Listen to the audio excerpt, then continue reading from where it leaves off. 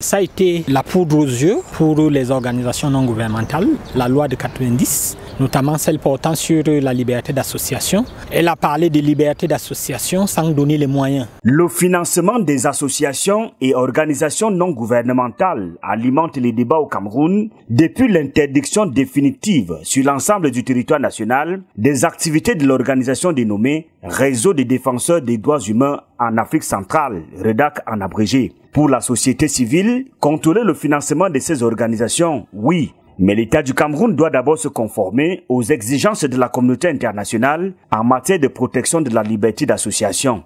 C'est la loi portant sur la liberté d'association, oui, le 23 décembre 1990. Il faut revoir cette loi, elle est désuète. L'État ne peut pas venir contrôler le financement alors qu'à la base n'a pas compris pourquoi est-ce que l'organisation a sollicité le financement. Sinon, c'est à contresens ça. Le sens contraire pour d'autres experts qui soulignent que l'État est le seul maître. Par conséquent, le financement des associations et des ONG ne doit souffrir d'aucune ambiguïté. L'État, en réalité, en tant que détenteur du monopole de la violence physique légitime au sein de son territoire, est également le garant ou le responsable de la sécurité des biens et des personnes.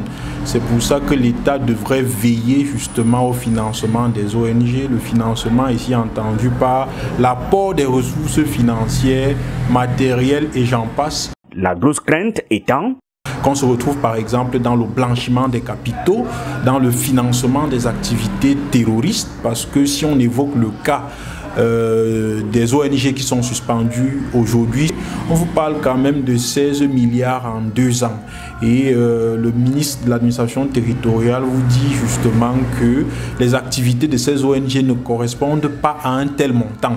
Il est important d'indiquer que les financements de ces organisations obéissent aux normes de contrôle bien définies par les donateurs.